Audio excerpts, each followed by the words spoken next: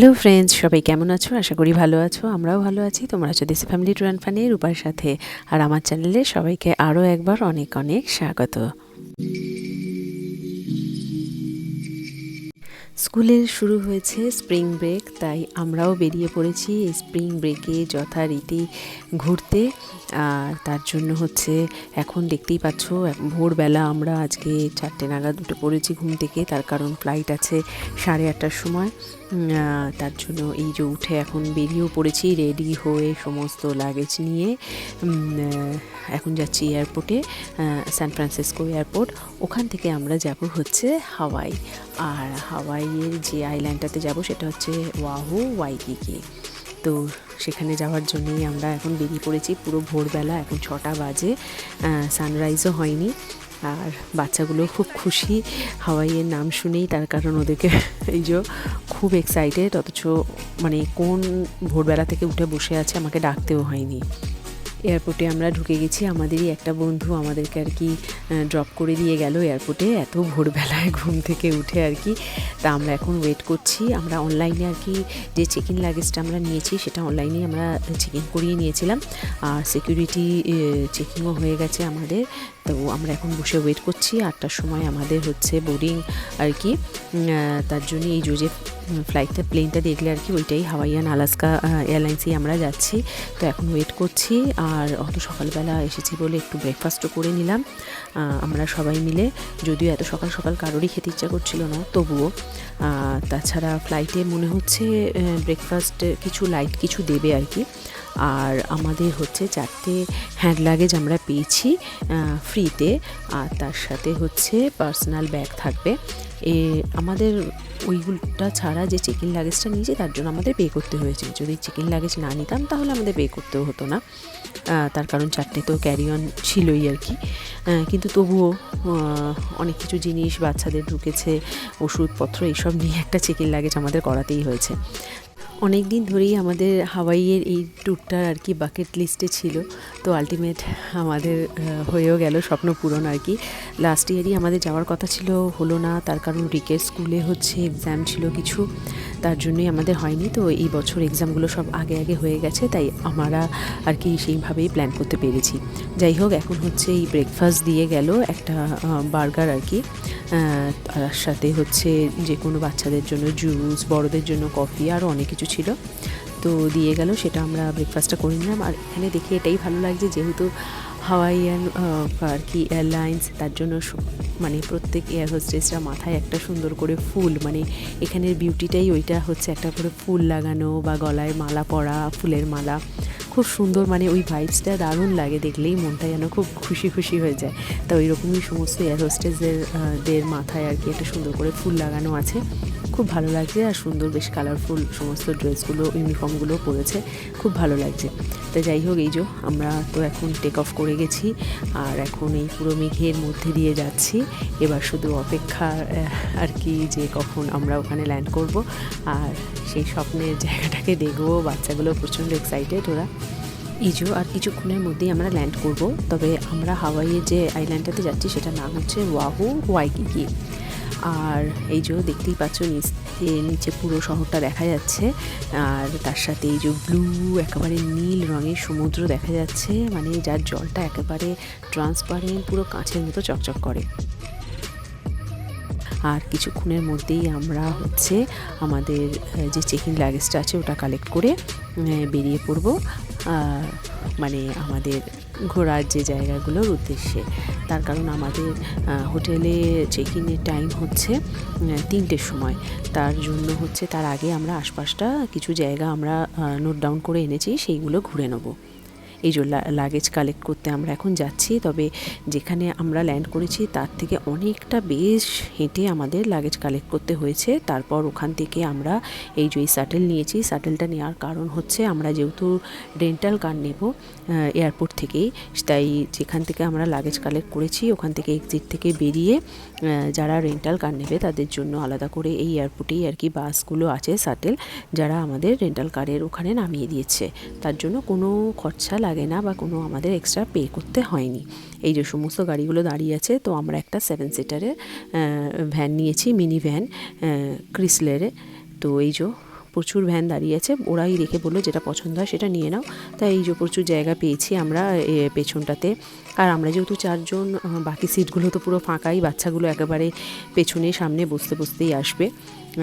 তো এই যে এখন নিয়ে আমরা বেরোবো, কিছু জায়গাগুলো আশেপাশে ঘুরে নিয়ে তারপর আমরা হোটেলে চেক ইন করবো। তবে আর একটা বিশাল বড় ব্যাপার হচ্ছে যে আমাদের হাওয়াইতে আসার ঠিক 2-4 দিন আগে যা অঘটন ঘটেছে, তার জন্য তো আমরা প্রচণ্ড চিন্তায় পড়ে গেছিলাম যে আমাদের হয়তো এই ট্রিপটা ক্যান্সেল করতে হতে পারে। মানে প্রচণ্ড চিন্তা হচ্ছিল, মানে আমাদের প্লাস বাচ্চাগুলো। তার সাথে আমরা সবসময় নিউজগুলো দেখছিলাম, আপডেট নিচ্ছিলাম যে কি অবস্থা এখন হাওয়াইয়ের এই জায়গাগুলো আর কি আছে, ওয়াহু আরও যেসব আইল্যান্ডগুলো আছে কি অবস্থা। মানে প্রচণ্ড টেনশনে ছিলাম। কেন ছিলাম সেই গল্পটাই তোমাদের সাথে আমরা এখন করব। তার আগে একটু বলে দিই, আমরা তো হাওয়াইয়ান এয়ারলাইন্সে এসেছি, সেখানে আমাদের 4টে করে ক্যারিয়ান, মানে আমাদের 4 জনের 4টে করে ক্যারিয়ান হচ্ছে একদম ফ্রি ছিল। তার সাথে হচ্ছে পার্সোনাল ব্যাগ ফ্রি ছিল। শুধু আমরা একটা চেক ইন লাগেজ করিয়েছিলাম, তার জন্য আমাদের পে করতে হয়েছিল হচ্ছে $35, মানে ওই 3250 টাকার মতো। এটা হচ্ছে ইউএসের একটা খুবই ফেমাস আর কি প্লেস, হাওয়াইয়ের ওয়াহু আইল্যান্ডে। তো ওখানেই আমরা এসেছি। আর আমাদের যেহেতু হোটেলে চেক ইন করাতে 3টের সময়, তার জন্যই হচ্ছে আমরা এখন চলে এসেছি পার্ল হারবারে, ওয়াহু আইল্যান্ডের পার্ল হারবারে। এটা হচ্ছে একটা হিস্টোরিক প্লেস, আর পুরো ওয়ার্ল্ডে এর হিস্ট্রির জন্য হচ্ছে এই জায়গাটা খুবই ফেমাস। আমরা এখন বোটে করে সেই হচ্ছে ডুবে যাওয়া জাহাজটা ওইখানটাতেই যাচ্ছি, পয়েন্টটাতে যেখানে প্রচুর সেনাদের আর কি স্মৃতিস্তম্ভ বানানো রয়েছে। ওখানে ফটোগ্রাফি বা ভিডিওগ্রাফি স্ট্রিক্টলি প্রহিবিটেড, তাই আমি তোমাদের কোনো ভিডিও বা ফটো দেখাতে পারবো না ওখানকার। হাওয়াই এই জায়গাটা হচ্ছে আমরা যেখানে থাকি সান ফ্রান্সিসকো ক্যালিফোর্নিয়াতে, সেখানে থেকে 3 ঘন্টা আর কি পিছিয়ে আছে। মানে আমাদের যদি সান ফ্রান্সিসকোতে এখন বাজে 12টা, সকাল 12টা, তাহলে এখানে হচ্ছে এখন সকাল 9টা। তার জন্য হচ্ছে আমরা 3 ঘন্টা আরও এক্সট্রা টাইম পেয়ে গেছি। তাই হোটেলে ঢোকার আগে আমরা হচ্ছে কিছু এই জায়গাগুলো আমাদের লিস্টে মার্কিয়ে লিখে রেখেছি, সেই জায়গাগুলো আমরা এখন ঘুরে নিচ্ছি। তাই চলে এসেছি এখন পার্ল হারবার। পার্ল হারবার হচ্ছে একটা প্রাকৃতিক বন্দর, আর এটা হচ্ছে ইউনাইটেড স্টেটসের একটা ইম্পর্টেন্ট নাভাল বেস। 1941 সালের 7ই ডিসেম্বর জাপান হঠাৎ করে পার্ল হারবারে আক্রমণ করে। এই হামলায় প্রায় 2400 জন মানুষ প্রাণ হারায়। এছাড়াও অনেক বিমান ধ্বংস হয়ে যায়, জাহাজ ধ্বংস হয়ে যায়। তখনই ইউনাইটেড স্টেটস আর কি দ্বিতীয় বিশ্বযুদ্ধে অংশ নেয়। এখানে অনেক কিছু দেখার রয়েছে ইউএসএস অ্যারিজোনা মেমোরিয়াল, যেই স্মৃতিস্তম্ভটা হচ্ছে একটি ডুবে যাওয়া জাহাজের উপর তৈরি, যেখানে আমরা এখন দাঁড়িয়েছিলাম।